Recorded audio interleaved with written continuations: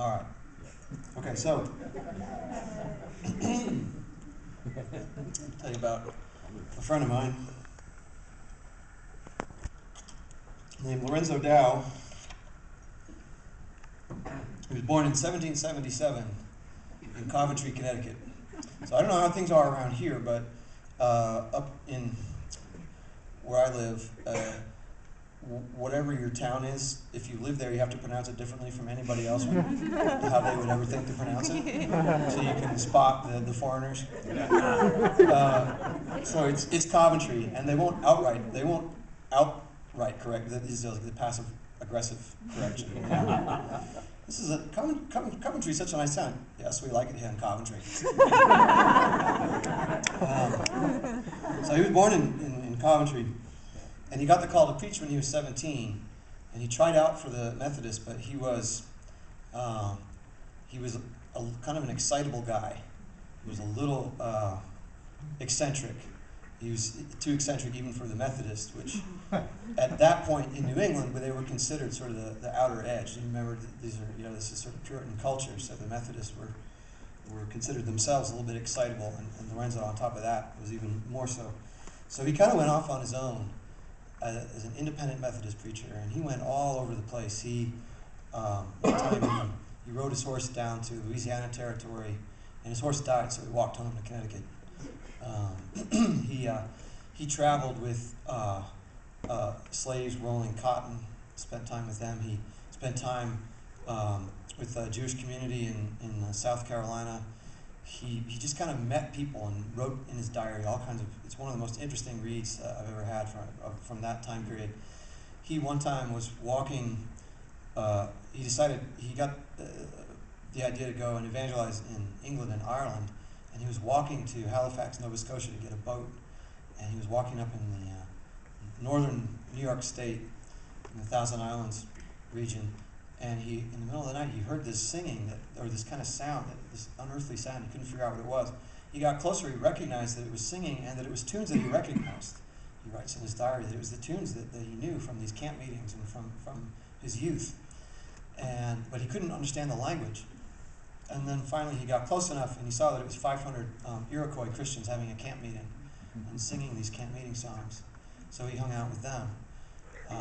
And then he went over and hung out with the English. He brought a lot of these American hymns over to the English, got them singing those songs.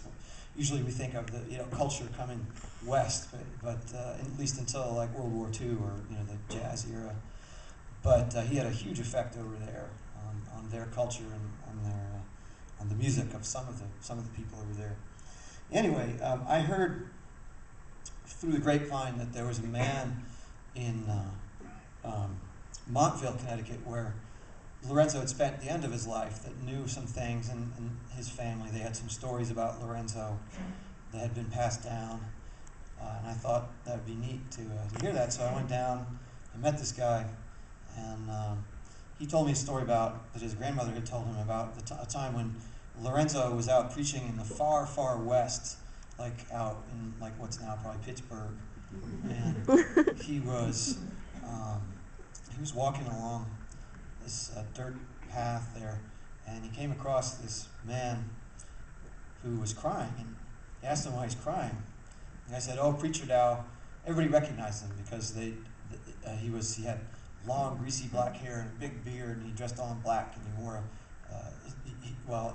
one time came into town riding two hats simultaneously, wearing two hats simultaneously, and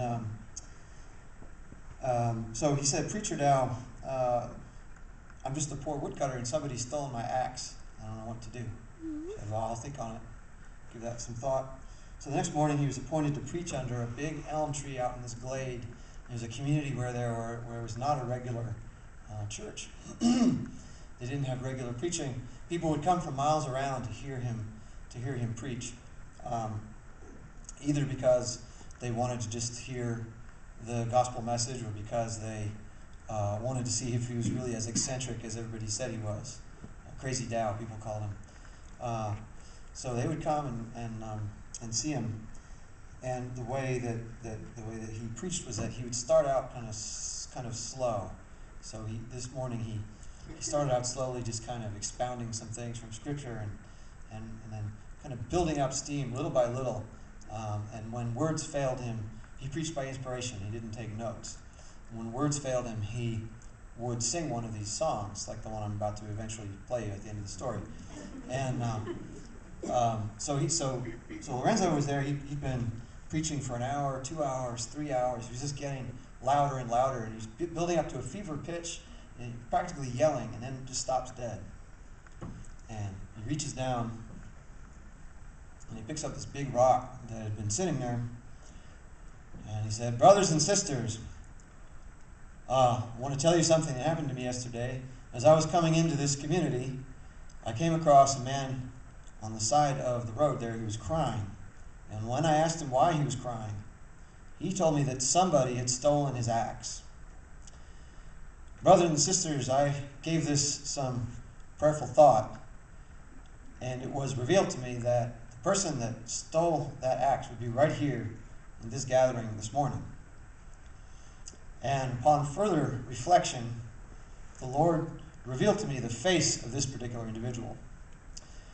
And brothers and sisters, I prayed a third time about this, and the Lord instructed me to take this rock and throw it right in their face."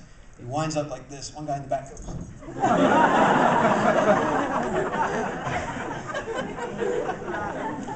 Give him back his axe.